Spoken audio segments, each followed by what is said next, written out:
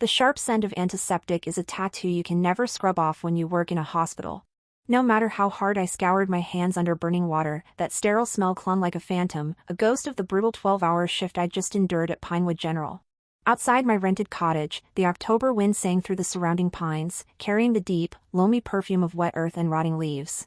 My fingers shook slightly as I wrestled with the old brass key, the metal biting cold against my skin. "Mommy's home, Lucy," I whispered into the quiet, knowing Mrs. Peterson next door would have tucked my 5-year-old into bed long ago. The cottage held its breath, silent except for the steady, patient ticking of my grandmother's antique hall clock, a final gift pressed into my hands before she passed. "Time is precious, Eliza," she told me, her voice thin but her gaze fierce. "It slips away when we're not looking. Let this remind you to spend it on what matters." Now, its rhythmic pulse measured the fragile calm before tomorrow's storm would break. I navigated the shadowy living room, avoiding Lucy's toys scattered across the floor, proof of a joyful child in a life where joy sometimes felt just out of reach. Single motherhood wasn't the future I'd dreamed of. After David walked out, claiming fatherhood wasn't for him, I learned to carry our entire world alone. Last winter's hospital bills from Lucy's asthma attacks had nearly sunk us, and we were still treading water, barely keeping our chins above the surface. The kitchen light buzzed and flickered to life, glaring onto the pile of unpaid bills on the counter. I turned my back on them, reaching instead for the cheap bottle of red wine I'd been saving for a truly terrible day. Today had certainly qualified. Mr. Blackwell, the wealthiest and most difficult patient I'd ever tended, had made my shift a nightmare. His demands were relentless, which was strange, because the 3 savage gashes across his torso, requiring 47 stitches, should have left him weak and subdued. But there was something wrong with those wounds. They were too clean, too precise for the car accident he described. They looked crafted, like claw marks. And his healing was unreal, faster than any medical textbook could explain. I poured the wine into a chipped mug, all the real glasses fell victim to last month's blackout, and carried it to the bathroom. The mirror showed a woman I didn't always know. Blonde hair fraying from a messy bun, framing a face too pale, with eyes that looked older than my 28 years. Dark bruises of exhaustion shadowed my blue gaze. Trophies of too many double shifts and sleepless nights spent worrying over rent. The shower's hot needles washed away the hospital smell but not the memory of Mr. Blackwell's unsettling, amber-colored stare. There was something not quite human in it, a presence that made my instincts shiver with a primal alert. Yet, when I'd stitched his wounds, his hand had closed around mine for a heartbeat. I felt a tremor run through him, not from pain, but something else. Something that looked like vulnerability in a man who seemed to radiate raw power even from a hospital gurney. "You have gentle hands," he'd said, his voice a low vibration I felt in my ribs. "Most people are afraid to touch me." I'd stayed silent, focusing on my work, ignoring the whispers of the other nurses. No one in town knew much about the reclusive owner of the vast estate bordering the northern woods. Locals called that place the Shadow Pines. Mothers warned their kids not to wander there after dark. Stories of wolf packs and eerie howls were town legends, superstitions I'd always brushed aside. Clean and drained, I wrapped myself in a worn robe and crept down the hall to Lucy's room. She slept deeply, her blonde curls, so like mine, spilled across the pillow, her small chest rising and falling with the gentle tide of untroubled dreams. Her inhaler on the nightstand was a stark reminder of the fear that gripped me on cold nights when her breathing grew ragged. I kissed her forehead, breathing in the clean scent of baby shampoo and innocence. "We'll be okay," I murmured, a promise more for myself than for her. Back in the kitchen, my eyes landed on what I'd missed before, a thick, expensive-looking envelope on the table, my name inscribed in elegant cursive. Mrs. Peterson must have left it.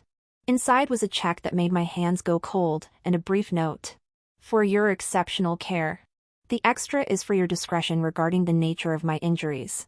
Alexander Blackwell." The amount was more than 3 months of my salary. My legs gave out. I sank into a chair, wine sloshing over the mug's rim.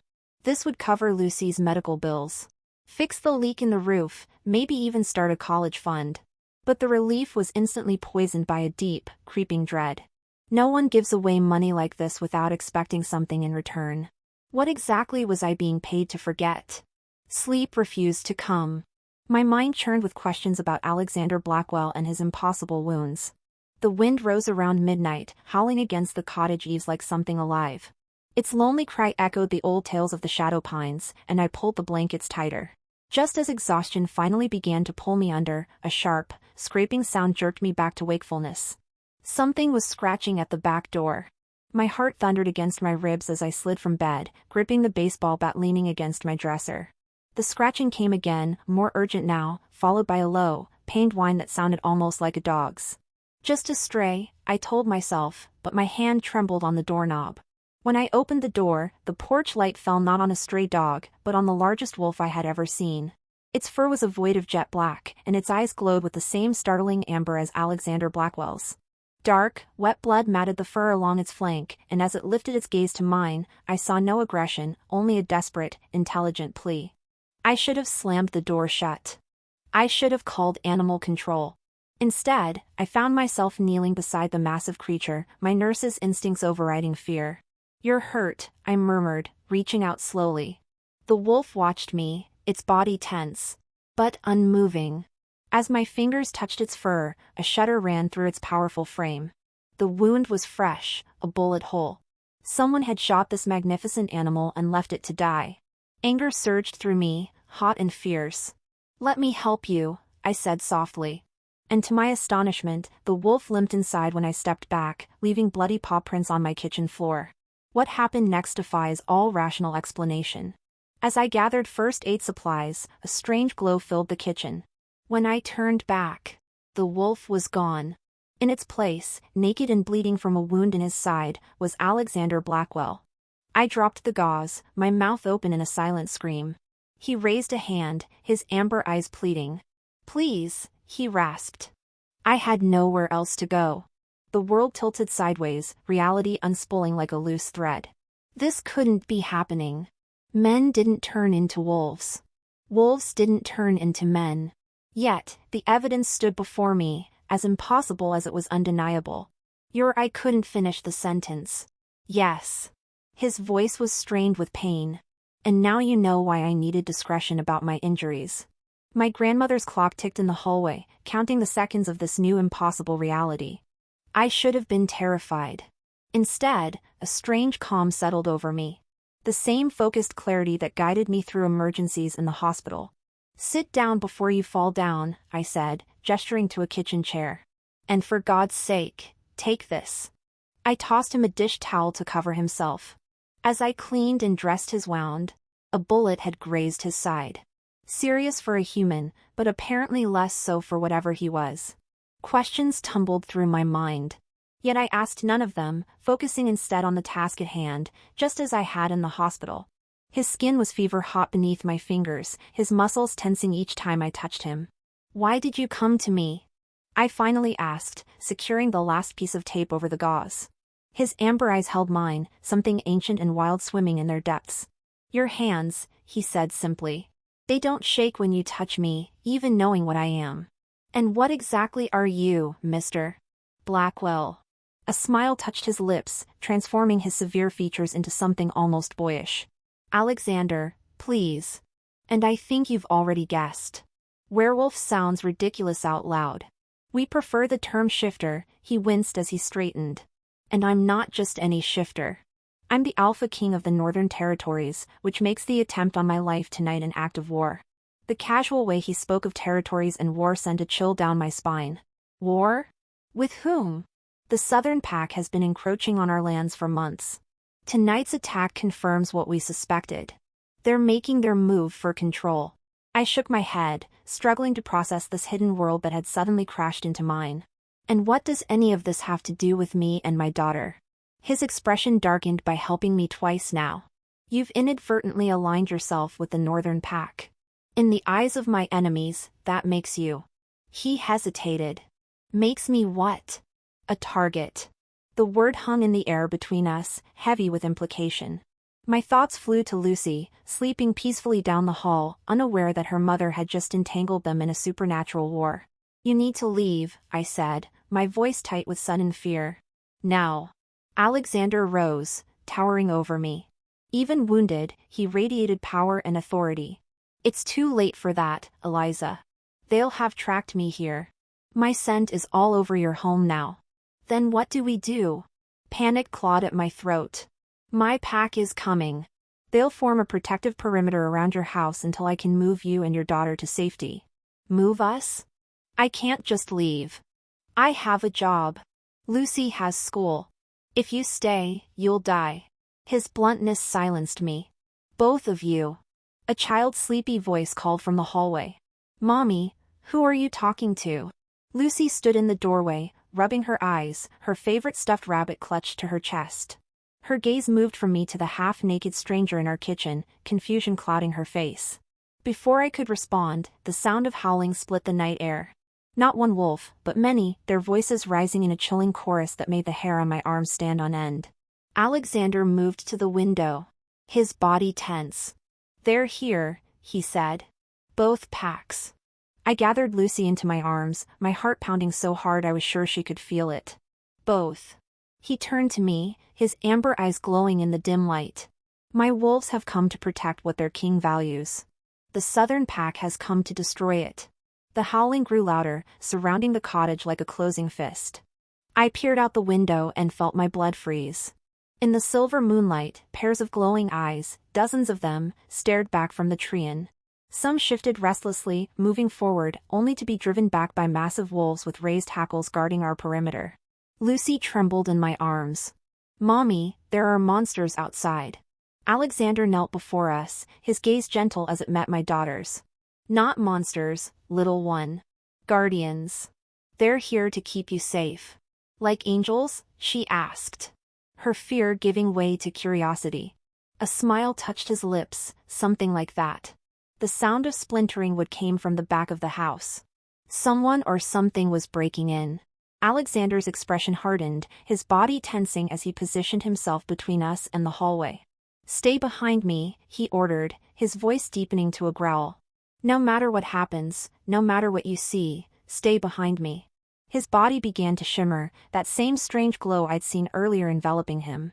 I clutched Lucy tighter and backed against the wall as Alexander Blackwell, the Alpha King of the Northern Territories, prepared to defend us against an enemy I hadn't known existed until tonight. Through the window, I could see more wolves emerging from the trees, their eyes fixed on our little cottage.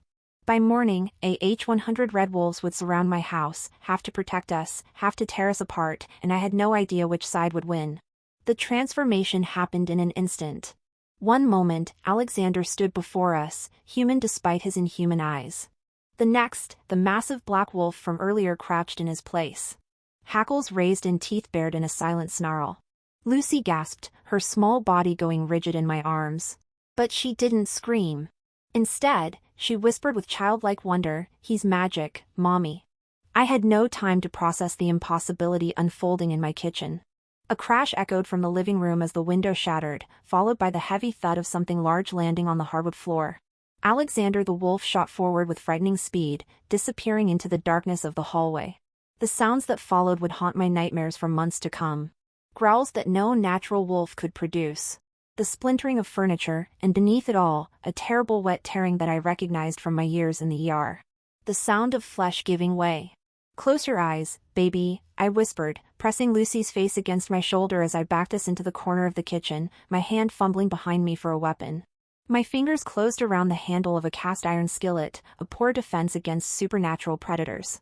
But better than nothing, the fight moved through the cottage like a violent storm, destroying everything in its path. Glass broke, pictures fell from walls, and beneath the cacophony of destruction, I heard Alexander's pained yelp. Fear clutched at my heart. Not for myself, but for him. This powerful being was injured, fighting to protect us and losing. "We have to help him," Lucy said suddenly, squirming in my grasp. "We can't, baby. We need to stay here where it's safe." Her blue eyes, so like my own, fixed on me with that stubborn determination she'd inherited from me. "Grandma's clock says we should spend time on what matters." "He matters, Mommy. He's protecting us." My grandmother's words from her deathbed, remembered and repeated by a 5-year-old who had never met her. The wisdom cut through my fear, igniting something fierce and protective in my chest. Lucy was right. We couldn't hide while someone fought our battle for us. That wasn't the example I wanted to set for my daughter. "Stay behind the table," I instructed, setting her down and positioning her in the corner furthest from the door. "Don't come out no matter what happens." I gripped the skillet tighter and moved toward the sounds of struggle, my heart hammering against my ribs. The living room was a disaster zone of broken furniture and shattered glass. In the center of the destruction, Alexander's black wolf form was locked in combat with another wolf. This one leaner with mottled gray fur and a viciousness in its movements that spoke of something more than animal instinct. Both were bloodied, but Alexander was clearly weakening. His earlier wound reopened and fresh gashes visible across his flank. Without thinking, I swung the skillet with all my strength, connecting with the gray wolf's skull. The impact reverberated up my arm, nearly causing me to drop my makeshift weapon. The wolf yelped and staggered, giving Alexander the opening he needed. His massive jaws closed around the intruder's throat in a killing bite. I turned away, but couldn't block out the sound. When I looked back, the gray wolf lay motionless and Alexander stood panting, blood matting his black fur. Our eyes met, and I saw something shift in those amber depths. Surprise, respect, and something else I couldn't name. The moment shattered as more growls erupted from outside. Through the broken window, I could see shapes moving in the darkness. More wolves approaching the house. "We need to leave," I said, not knowing if Alexander could understand me in this form. But he nodded, an eerily human gesture from the massive wolf, and limped toward the kitchen where Lucy waited. My daughter showed no fear as the bloodied wolf approached. Instead, she reached out a small hand to touch his muzzle. "You're hurt again," she said softly. The air shimmered, and Alexander stood before us once more, human and naked and bleeding. I averted my eyes, grabbing a tablecloth to hand to him. "There's no time for modesty," he said, wrapping the cloth around his waist. "More are coming. My pack is holding them back, but they're outnumbered." He swayed slightly, and I moved instinctively to support him.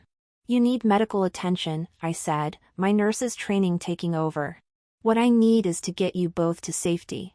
His eyes met mine, intense and urgent. "Do you trust me, Eliza?" Did I? This man, this creature had upended my reality in the space of a night. Yet, he'd also fought to protect my daughter when he could have fled. My grandmother had always said trust was earned in actions, not words. Alexander's actions spoke volumes. "Yes," I said simply. He nodded, seeming to gather strength from my answer. "There's a tunnel beneath your house, part of an old moonshine smuggling network from Prohibition. My pack used these woods long before humans built here. And we've maintained the tunnels for emergencies. A tunnel under my house. How would you know that?" A ghost of a smile touched his lips. "I own this land, Eliza. All of it, including the cottage you rent." The revelation shouldn't have surprised me. Blackwell Estate encompassed most of the northern county, but it sent a ripple of unease through me. How much of our meeting had been chance, and how much by design? "The entrance is in your root cellar," he continued. "It will lead us to a safe house 2 miles east. My beta, Marcus, will meet us there with reinforcements." Lucy tugged at my sleeve like a secret passage in my storybooks. Alexander knelt to her level, his expression softening. "Exactly like that, brave one." Outside, the howling intensified, punctuated by snarls and yelps that told of battle. Alexander tensed, listening. "We need to move now." I grabbed Lucy's inhaler and my grandmother's clock, the only 2 things I couldn't bear to leave behind, and followed Alexander to the small door beside the pantry that led to the root cellar. I'd avoided the musty space since moving in, using it only for holiday decorations and rarely used kitchenware. Alexander pushed aside a stack of boxes, revealing a trapdoor set into the earthen floor. "It hasn't been used in decades," he warned, lifting the heavy wooden door with a grunt of pain. "Stay close and watch your step." The tunnel beyond was low-ceilinged and damp, the air thick with the smell of wet earth and thyme. Alexander produced a small flashlight from a hidden niche near the entrance, its beam cutting weakly through the oppressive darkness. "What about your injuries?" I whispered as we moved deeper into the tunnel, the sounds of fighting fading behind us. "They'll heal," he said tersely. "Faster than human wounds, but not fast enough." Blood still seeped from the gashes on his torso, leaving a trail that made my stomach clench with worry. "And the one you killed?" His shoulders stiffened. "An assassin from the southern pack. The first of many, I fear." Lucy walked between us. One small hand in mine, the other clutching her rabbit. The trust in her eyes as she looked up at Alexander made my throat tight. "Children see the truth of people in ways adults have forgotten," my grandmother used to say. Lucy saw something in this dangerous man that warranted her trust, despite the violence we'd witnessed. "Why are they after you?" I asked, keeping my voice low. Alexander was silent for so long I thought he might not answer. Finally, he spoke, his words echoing softly in the narrow passage. "My father died 3 months ago.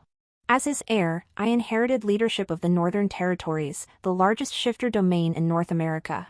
The Southern Pack has always resented our power, and they see my new leadership as an opportunity for conquest. So, this is a power grab partly." He paused, helping Lucy over a particularly uneven section of ground. "But there's more. I've been pushing for changes, an end to the old ways of isolation, more integration with human society. Many traditionalists oppose this, including some in my own pack. You want to reveal yourselves to the world." The idea seemed both terrifying and strangely hopeful. Not entirely, but the days of hiding in shadows are coming to an end. Whether we choose it or not, technology makes it harder to remain hidden. I believe controlled revelation to select humans is inevitable. Medical professionals, law enforcement, government officials, building alliances rather than living in fear. The weight of what he was saying sank in slowly. "And I'm what, a test case?" He stopped, turning to face me fully, his amber eyes glowing faintly in the darkness. "You were never meant to discover what I am. Not yet." The attack at the hospital was unexpected. I was investigating rumors of Southern Pack infiltrators in town. They ambushed me and the nearest safe place was your hospital, but you came back tonight to my house. They tracked me by my scent on the hospital paperwork. Found your address. I came to warn you, but they'd already sent an assassin.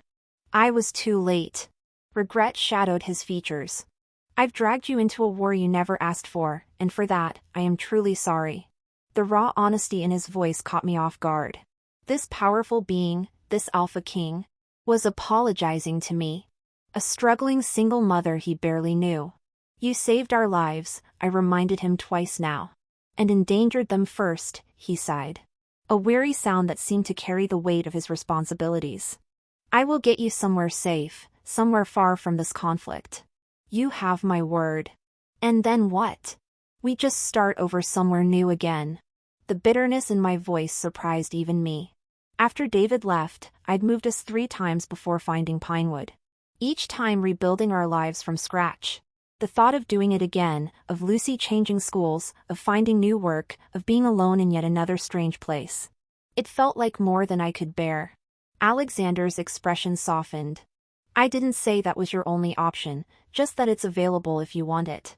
And the alternative, stay under my protection. Help me build bridges between our worlds." The offer hung between us, fraught with implications I couldn't begin to untangle. Before I could respond, Lucy's small voice broke the tension. "I'm tired, Mommy." I looked down to see my daughter swaying on her feet. The excitement and fear of the night finally catching up to her.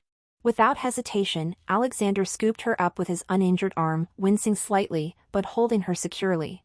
"We're almost there, little warrior," he told her, his deep voice gentler than I'd heard it before. "Just a little further."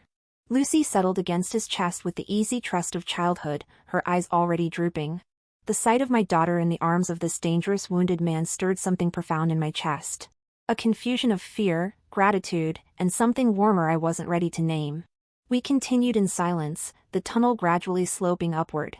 After what felt like hours, but was likely only 20 minutes, we reached another wooden door set into the ceiling. Alexander shifted Lucy to me before pushing it open, revealing a starlit sky.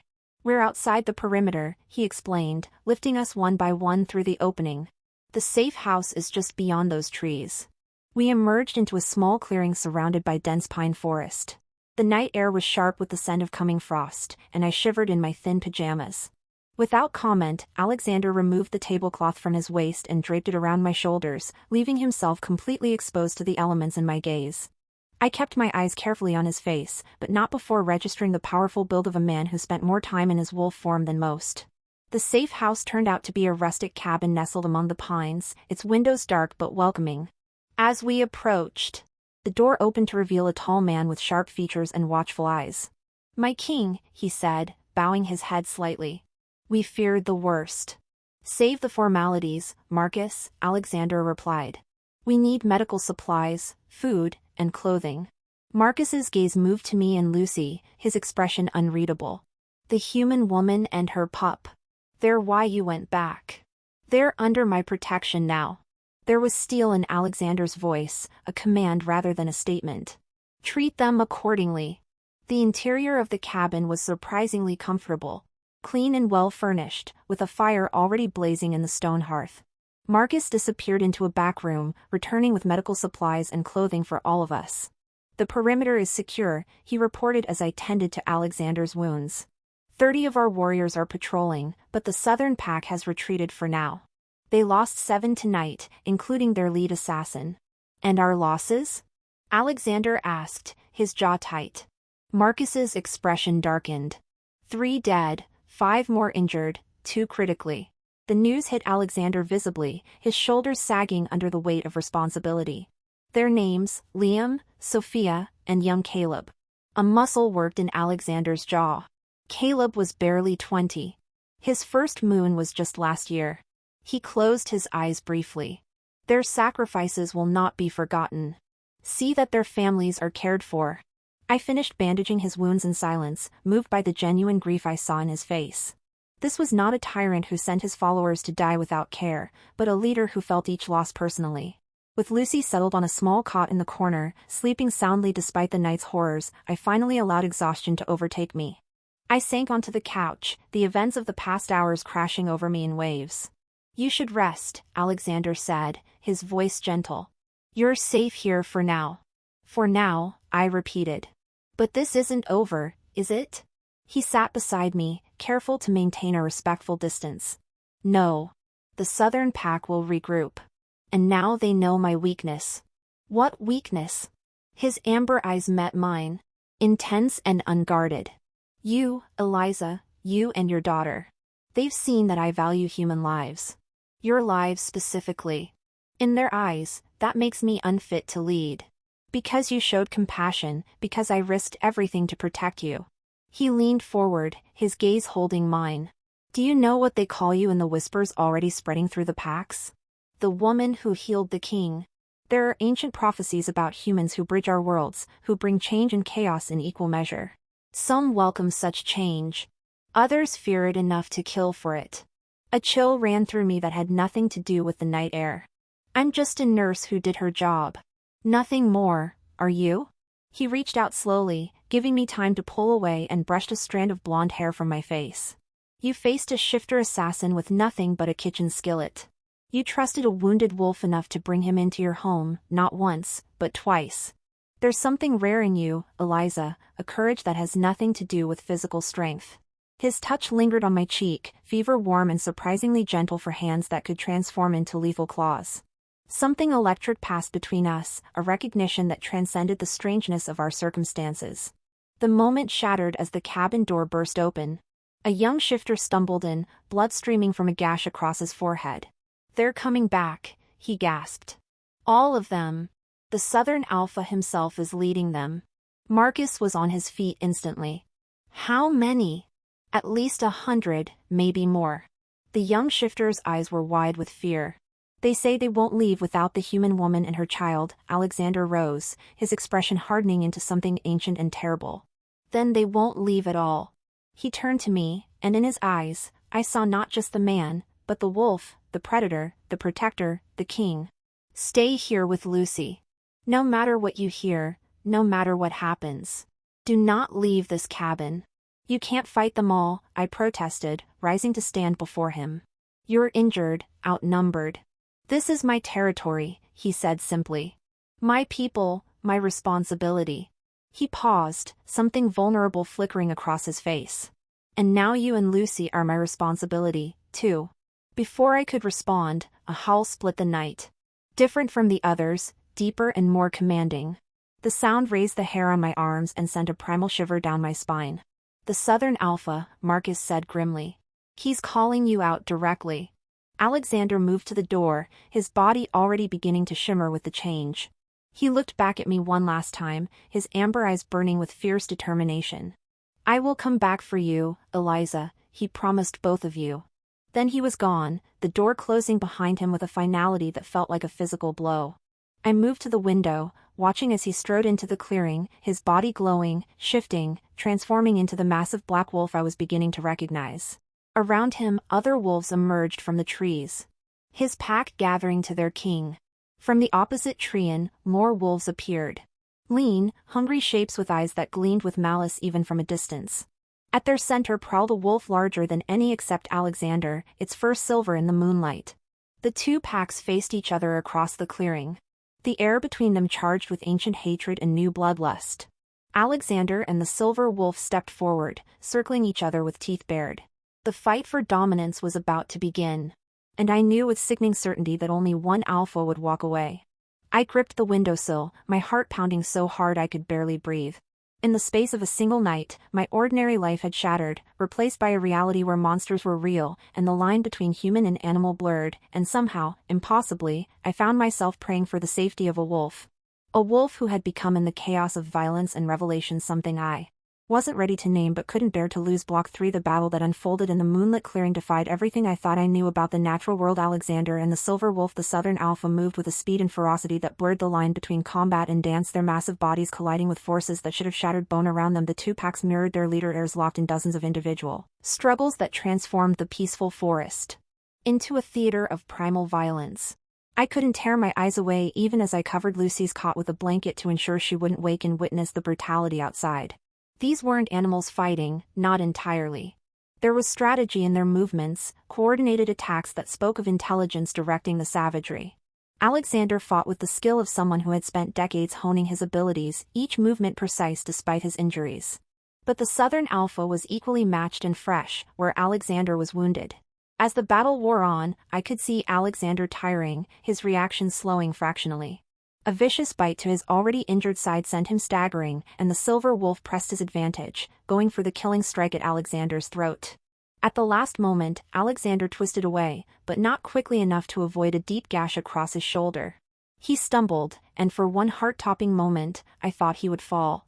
The silver wolf circled, preparing for a final attack. Without conscious thought, I found myself at the cabin door. Marcus restraining hand on my arm.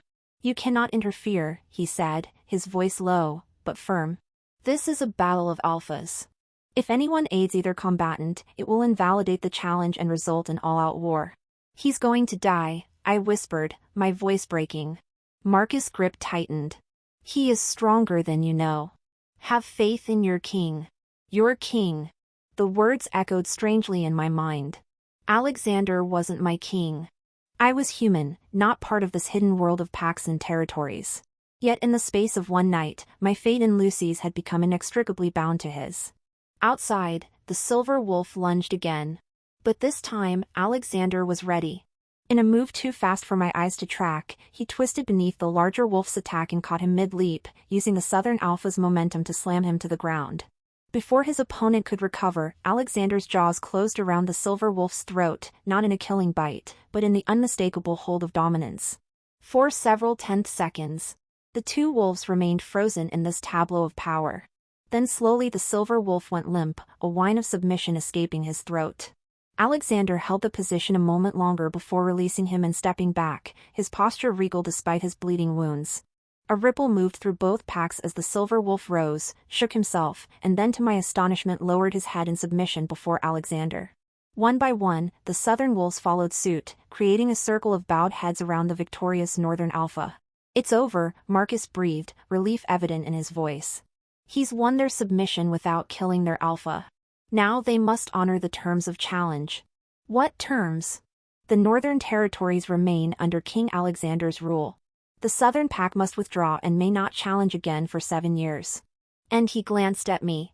"His protection of you and your daughter cannot be contested." The wolves were dispersing now, the southern pack slinking back into the forest, while Alexander's followers moved to surround him. Some shifting back to human form to help their injured comrades. Alexander himself remained in wolf form, his amber eyes fixed on the cabin where I stood watching. Even from this distance, I could feel the weight of his gaze. "He needs medical attention," I said, already gathering supplies. "Those wounds are serious, even for whatever he is." "Shifter," Marcus corrected gently. "And yes, they are. Though we heal faster than humans, and Alpha's injuries from another Alpha take longer to mend," he paused. studying me with new respect. He will allow you to tend him. That's unprecedented. Why? Our kind doesn't easily trust humans with our vulnerability. For our king to accept your care, not once, but 3 times now. It marks you as something special to our pack. I wanted to protest that I was nothing special, just a nurse doing what I was trained to do. But the words died in my throat as Alexander limped into the cabin, his massive wolf form barely fitting through the doorway. Blood matted his black fur. But his eyes were clear and alert as they found mine.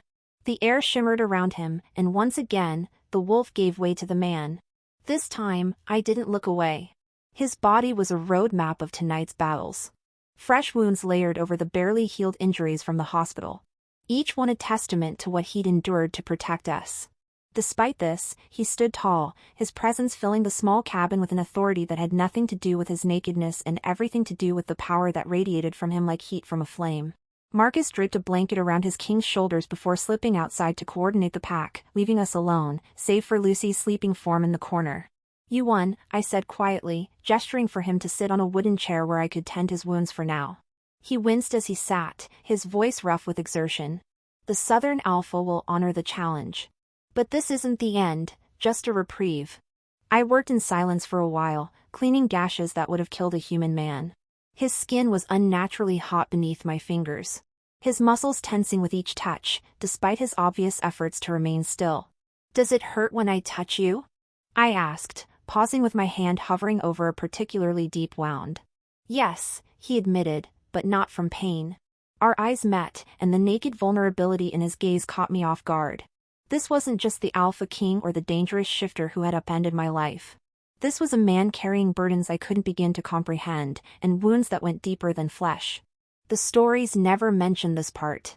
I said, resuming my work with gentle hands. What part, where the monster bleeds and the princess has to stitch him up? The attempt at humor fell flat, but his lips curved in a small smile. Is that what I am to you, a monster? I considered the question seriously as I applied antiseptic to a gash across his ribs. I don't know what you are, but I know what you've done. Fought to protect my daughter when you could have left us to die. In my book, that makes you one of the good guys.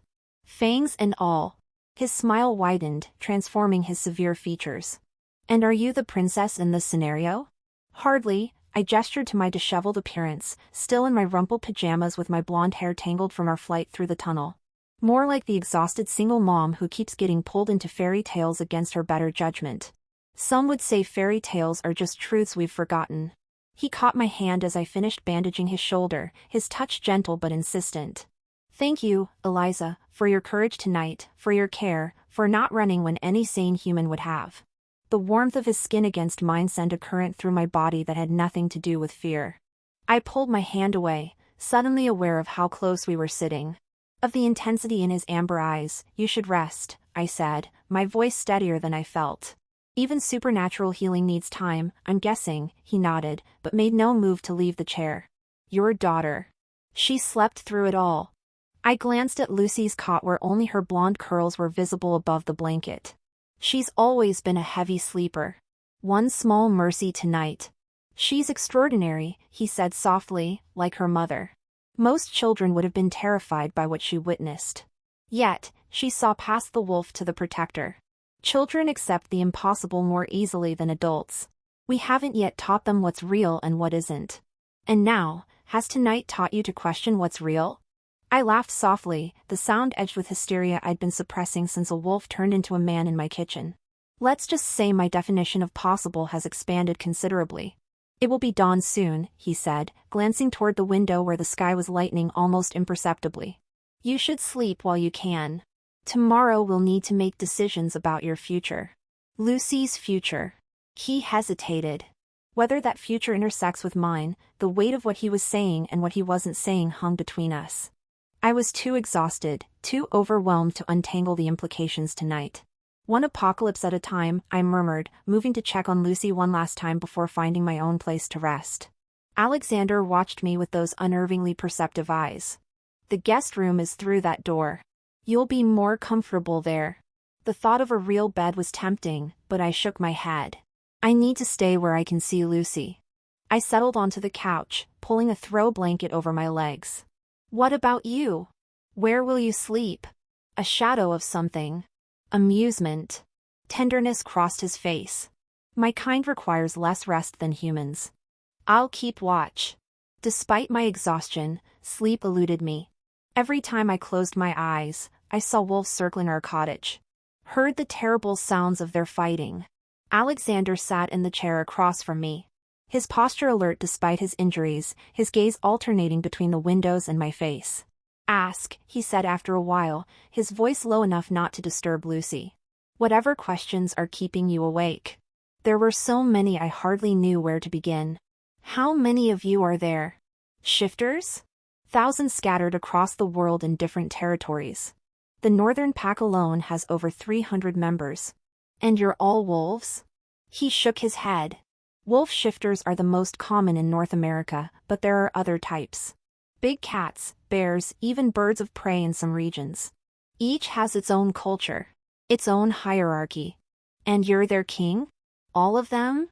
No, just the Northern Territories, the largest wolf shifter domain on the continent.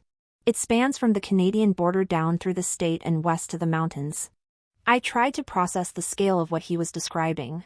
An entire hidden society existing alongside our human world. How have you remained secret all this time?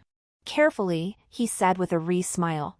We live among humans, but maintain our own communities in less populated areas. Most shifters can pass as human when needed. Jobs, education, even relationships, but our true lives, our pack bonds remain hidden. Until now, his expression grew serious. The old ways are failing us, Eliza. Each year, it becomes harder to maintain the secrecy. Surveillance cameras, DNA testing, social media. The modern world leaves less room for shadows. Some of us believe controlled revelation is inevitable. Others would rather die than expose our existence. And that's what tonight was about. This war partly. He shifted, wincing as the movement pulled at his wounds. The southern pack follows the old ways strictly. Isolation, aggression toward humans who discover our secret, absolute loyalty to tradition. My father ruled similarly for 50 years.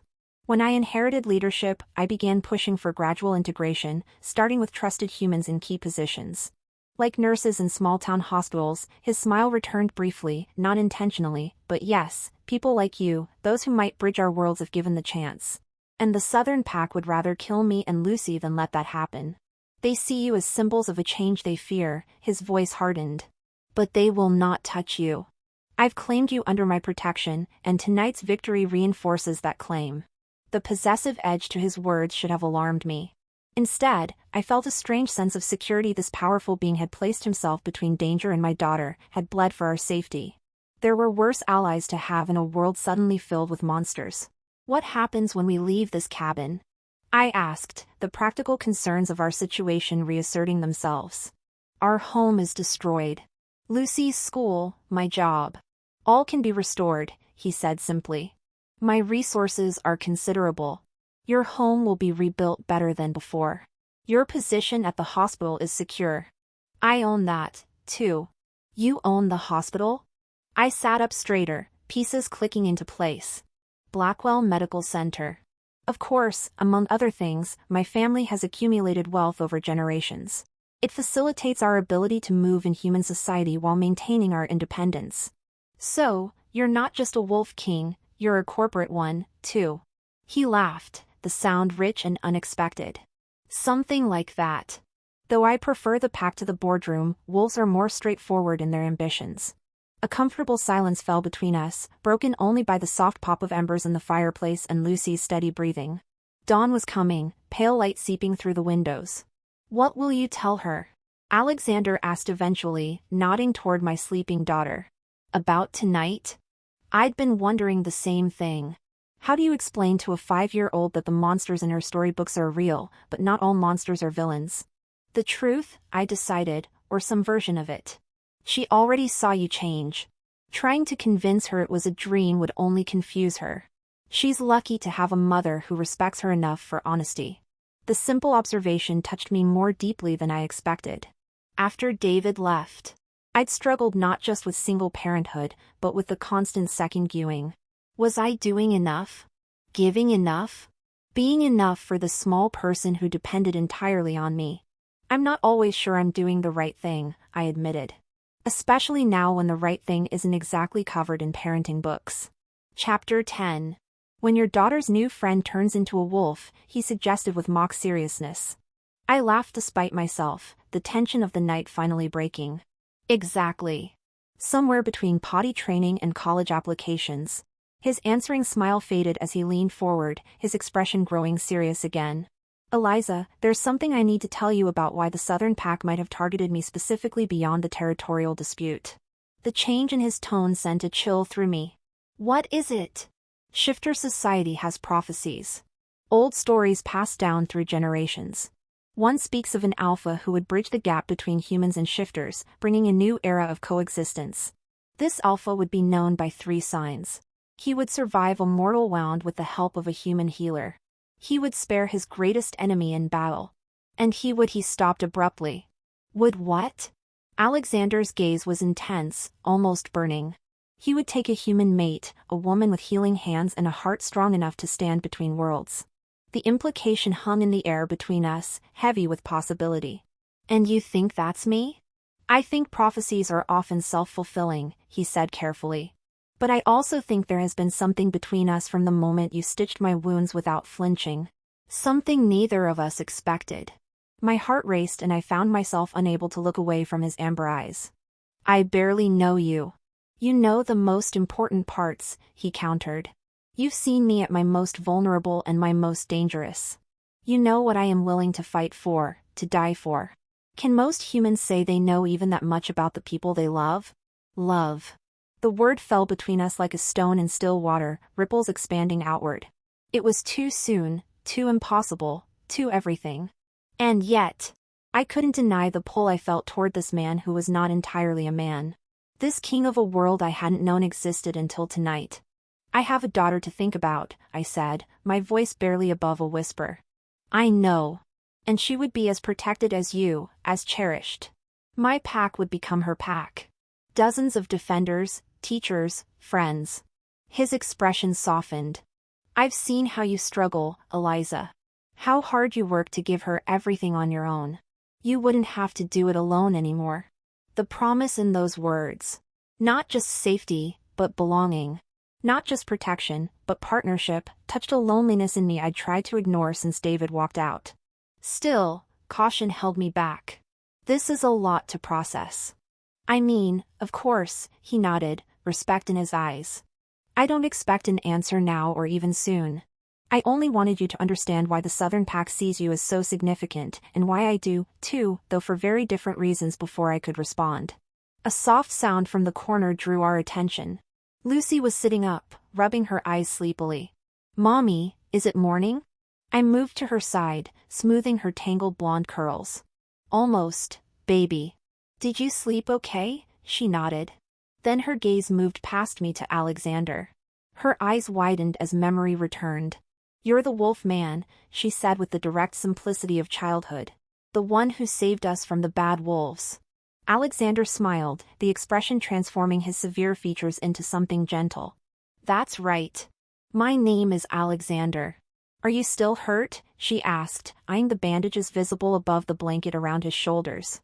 A little. But your mother has very healing hands. Lucy beamed at me proudly. Mommy fixes everybody. That's her special power. A very important power, Alexander agreed, his eyes meeting mine over her head. Lucy climbed onto my lap. Her small body warm and solid. The center of my universe since the moment she was born. Are the bad wolves gone now? For now, I told her honestly. Alexander made them go away.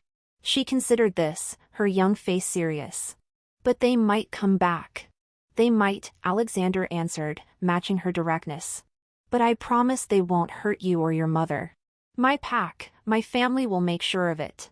Because you're the king wolf, she stated with certainty. He looked startled, then laughed. Yes, I suppose I am. In my storybook, the king always protects the kingdom, she informed him solemnly. And the queen helps him. I felt heat rise to my cheeks at her innocent observation. Lucy, it's true, she insisted. Kings need queens to help them do the right thing. That's what Mrs. Peterson says when we read fairy tales. Alexander's expression was carefully neutral, but I caught the gleam of amusement in his eyes. Mrs. Peterson sounds very wise. A knock at the door interrupted the increasingly awkward conversation. Marcus entered, his face grim despite the victory hours earlier. "My king, we've received reports from the scouts. The southern pack has withdrawn beyond the territory borders as agreed, but they've left something behind." He hesitated, glancing at Lucy. "Something you should see." Alexander rose, the blanket secured around his waist. "Stay here," he told us. "I'll return shortly." After he'd gone, Lucy turned to me with wide, serious eyes. "Is he going to be our friend now, Mommy?" Friend seemed an inadequate word for the man who had bled to protect us. Who had spoken of prophecies and mates and pack bonds. "I think so, sweetheart. Would you like that?" She nodded enthusiastically. "He's nice and brave, and he looks at you the way Prince Eric looks at Ariel." I laughed, both embarrassed and touched by her perception. "Does he now?" "Uh-huh. Like your magic." Before I could formulate a response to this observation, the cabin door opened. Alexander returned, fully dressed now in clothes Marcus must have provided. His expression was dark, his body tense with renewed anger. "What is it?" I asked, instantly alert to the change in him. "What did they leave?" "A warning," he said grimly. "Written in blood on the trunk of an ancient oak at the edge of the property. An oak sacred to both packs for generations." "What did it say?" He glanced at Lucy, clearly measuring his words. It was a quote from an old shifter text about the dangers of mixing blood between species. And beneath it, a crude drawing of a woman and child. "The message is clear. They've accepted my victory for now. But they haven't given up their opposition to what they believe I represent." Fear clawed at my throat. "Us? They haven't given up on targeting us." "No." His jaw tightened. "Which means I need to accelerate my plans. Starting with securing the two of you." "Securing us how?" His eyes met mine. Determination hardening his features into something regal and unyielding. "By bringing you into the heart of shifter territory under the full protection of my pack to my home." "Your home?" "Blackwell Estate, the ancestral seat of the Northern Alpha line for over 200 years. The most heavily guarded location in the territory." He knelt before me, his voice softening. "It's the only place I can guarantee your safety while we determine our next steps." The thought of going from my small rented cottage to an estate grand enough to be the headquarters of a supernatural kingdom was overwhelming. Yet the alternative, remaining vulnerable to enemies I barely understood, was unthinkable with Lucy's safety at stake. "When?" I asked simply. "Now, as soon as possible. The pack is already preparing for our arrival." Lucy tugged at my sleeve, her expression a mixture of excitement and uncertainty. "Are we going to live in a castle, Mommy?" Alexander smiled at her, warmth breaking through his concern. "Not exactly a castle, little one, but there are towers and gardens and forests to explore." Her eyes widened, like in Beauty and the Beast. "Something like that," he agreed, amusement briefly replacing the tension in his face. I looked between them. My daughter already enchanted by the fairy tale unfolding around her and this dangerous compelling man who had shattered my understanding of reality and was now offering a sanctuary in his world. The rational part of my mind screamed caution, but something deeper, something that recognized the truth in Alexander's eyes when he spoke of prophecies and connections, pushed me forward. "Okay," I said, decision crystallizing. "We'll come to your home, but this isn't permanent. It's just until we figure out a safer solution." Relief and something more complex passed over his features. "Of course." Marcus appeared in the doorway again, this time accompanied by a petite woman with sharp features and assessing eyes. "The vehicles are ready, my king, and I've brought Elena to help with preparations." Alexander nodded. "Elena is my sister," he explained to me, "and much better at selecting women's clothing than I am." Elena stepped forward, her gaze traveling over me with curious intensity. "So, you're the human healer everyone's talking about." A smile softened her scrutiny. "Welcome to our pack, Eliza. You and your daughter both." There was something ceremonial in her words, something that made them feel more significant than a simple greeting. Alexander's expression confirmed it. This was more than casual conversation. "Elena," he warned, his sister's smile widened. "Don't worry, brother. I'm not rushing anything. Just acknowledging what everyone already sees." She turned to Lucy, her demeanor warming further. "And you must be the brave little girl who wasn't afraid of the big bad wolf. I've brought some clothes for you and your mother, and breakfast is waiting in the cars." As Elena led us to a back room where fresh clothing had been laid out, I caught Alexander watching me, his amber eyes unreadable. Something was shifting between us, around us. Forces set in motion by choices already made and others still to come. I could feel the weight of expectation, of prophecy, of possibility settling around my shoulders like an invisible cloak. The morning sun broke fully over the horizon, painting the clearing golden through the windows.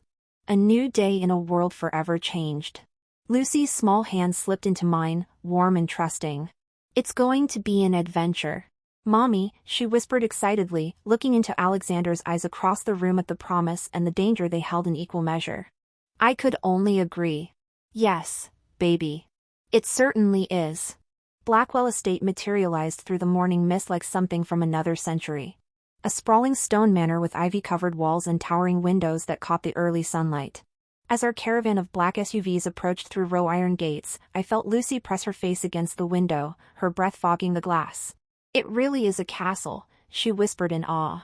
Beside me, Alexander smiled at her reaction. "My family has lived here for generations," he explained. "The original structure dates back to 1798, though we've made some modern improvements." The understatement became apparent as we entered the estate. Beyond its historic facade, Blackwell Manor was a perfect blend of old-world elegance and contemporary luxury. High ceilings with intricate moldings housed discreet security systems. Antique furniture coexisted with state-of-the-art technology.